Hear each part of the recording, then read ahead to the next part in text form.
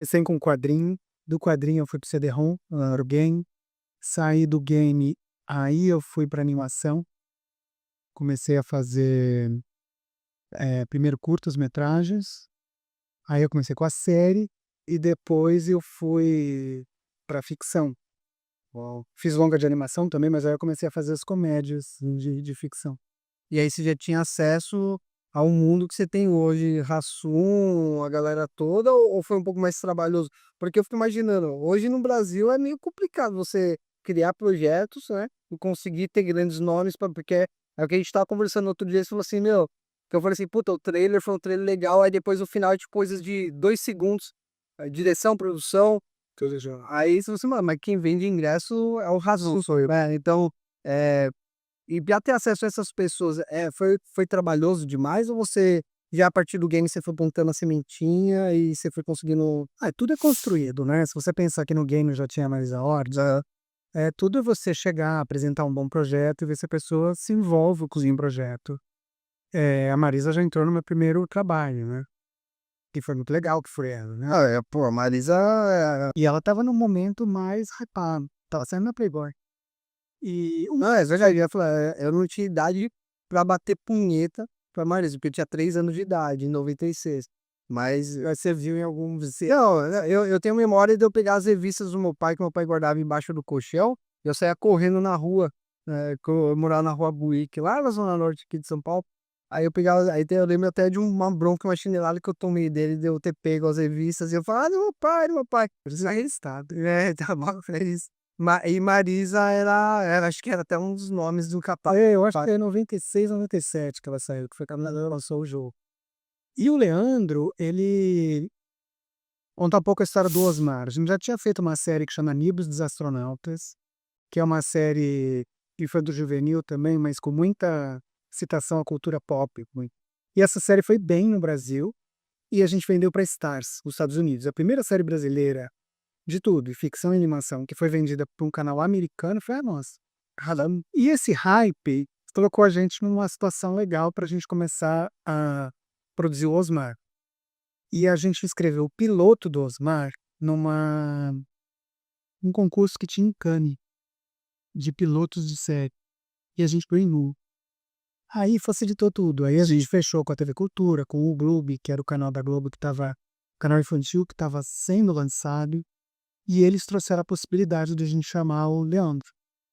Aí o Leandro veio, gravamos muitas temporadas e acabamos ficando próximos, ficamos amigos. E o Márcio Smelly também O veio. Márcio fez. Mas o que você ofereceu pro Márcio Smelly? Mulheres pra ele não, tô brincando, veio a piada, só piada, só piada. Aí foi o Leandro, o Márcios. Foi o Leandro e o Márcio, eles faziam o Caras de Pau, né? E eles gravaram as vozes, o Márcio faz o Osmar, ele faz o Steve, isso nas primeiras temporadas, depois ficou só o Leandro. E conforme eu fui trabalhando com o Leandro, a gente foi ficando bem próximo, aí eu chamei ele para fazer meu primeiro longa, Que legal. e eu já tô no parto longa correndo.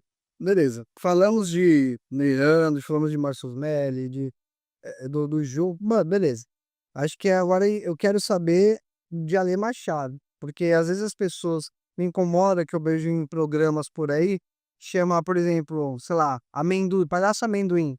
Esses podcasts estão começando, fala, e o Danilo Gentili, como ele é? Não, não, a gente quer falar com a pessoa. Então, é, Sério que tem isso? porra, hoje em dia eu tenho até raiva. A minha mãe falou assim: vamos na casa da sua avó. Eu não quero, porque eu vou lá, até o porteiro tá. E o Danilo, hein? Como ele é? As pessoas não estão mais querendo saber quem é quem, né? Então você tem um. Eu acho que pra mim é um puta privilégio poder te entrevistar, porque você tem uma longa carreira desde produção. Só que a comédia tá na sua veia. Desde sempre, Desde desde os sim. quadrinhos. Então, Até o videogame, ele é um game de comédia. Depois do Enigma na Esfinge, que é esse, a gente fez um jogo que chama Monstruário. E quem faz a locução é o Zé do Caixão. também é mal isso. Eu fiquei próximo ao Mojica nessa época. Então, assim, e é um jogo de comédia. Ele mesmo brincava com o personagem. Depois disso, ele dublou Lasanha Assassina. Que foi o curta, que fez um super sucesso, e depois o longa. Infelizmente, a gente lançou o longa depois que ele tinha falecido. Acho que é o último trabalho dele. Caramba, velho, Zé do Caixão. E o Zé do Caixão era aquilo mesmo ou era personagem? 100% personagem. 100% personagem, era figura. Eu tinha medo dele quando era moleque. O Zé do Caixão, eu via ele. Oxe, vago. Nossa, era bom demais, velho. Cara, é curioso. Então, assim, a veia a comédia sempre esteve no seu sangue e na veia. E aí foi isso que te inspirou a começar a fazer stand-up. Que hoje, diga-se de passagem, não é puxação de saco. Apesar de saber que tem. Você trabalhar muito, você deve ter ajuda de outras pessoas para te dar ideias, escrever. Mas eu acho que tá muito bom o solo, porque na comédia, pra quem tá assistindo, é até bom eu te frisar, a pessoa começa a fazer comédia e vira open mic. Começa a fazer 5 minutinhos, aí tem muita gente que demora muito tempo pra conseguir ter 10, 15 minutos bons pra começar a fazer as canjas, pra depois, não é que se profissionalizar, não é que tem alguém que chega, ó, você virou profissional, mas a pessoa começa a segurar o público 50, 40 minutos no palco de boa. E você, com pouquíssimo tempo, você saiu de open mic e já tá fazendo seu show solo, que inclusive lota aqui no bar, e tal. Então, foi isso que te inspirou? Cara, eu acho que assim, eu sempre trabalhei com comédia. Eu sempre gostei muito de comédia. Eu conheço muitos diretores e diretoras que trabalham, dirigem comédia, mas têm bode de comédia.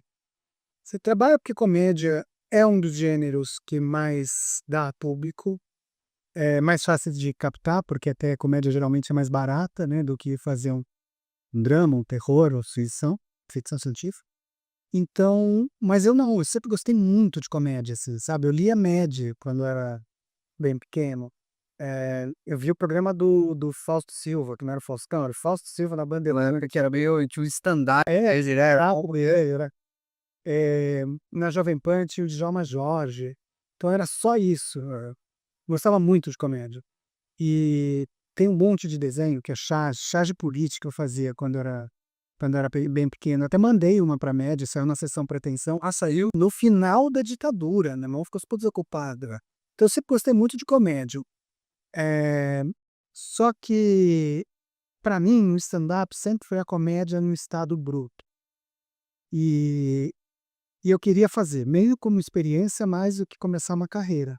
Tanto que eu não tenho muito como me dedicar a fazer uma carreira só de stand-up, de fazer só show e tal, porque eu tô me dividindo nas outras coisas. Mas eu acho que sabe a música pura? Quando você tá tocando ao vivo e tal, stand-up é isso no humor. Eu acho que todo diretor de comédia devia fazer stand-up, Modern Navian. Você pensar que o Woody Allen começou fazendo comédia, o Harry David começou fazendo comédia, o Seinfeld, sim. Como é que chama? O Mel Brooks começou fazendo comédia. Então, assim, eu acho que não dá muito para separar. Acho que não dá para você ser um diretor brasileiro ainda tem aquela aura intelectual e que faz comédia. Acho que você tem que se envolver com comédia. o laboratório, né, é muito importante. Não, você falando isso, você citou nomes que realmente, eh, fizeram comédia, assim, na prática, que eu achei muito interessante você falar que o stand-up é a comédia bruta, porque de fato é. Tanto é que até as consequências que traz, porque as pessoas vêm na expectativa de não enxergam que é a comédia bruta ali em si, que é uma coisa que está sendo lapidada, tem muita coisa acontecendo, e te cobra de uma forma como se fosse algo que tá no horário nobre da televisão. "Nossa, você falou tal coisa? Meu Deus do céu! E agora, tal?" Pô, você Eu acho não que vai. cobrado, assim, qualquer coisa que você faz para público, você deve ser cobrado. Não, sempre vai ter dúvida, né, de fato. Quando eu digo que a comédia que o stand-up é comédia em estado bruto, é aquela assim, ela é a comédia, ponto.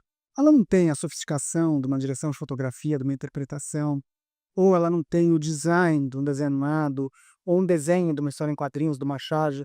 Ela é só a comédia, ela é só o texto. A comédia nasce no texto, e depois ela vai ganhando comédia física, comédia visual, mas assim, ela nasce num conceito. E o stand-up é só o conceito. Claro que tem a interpretação, como o, o, o comediante entrega a piada, mas ela é o conceito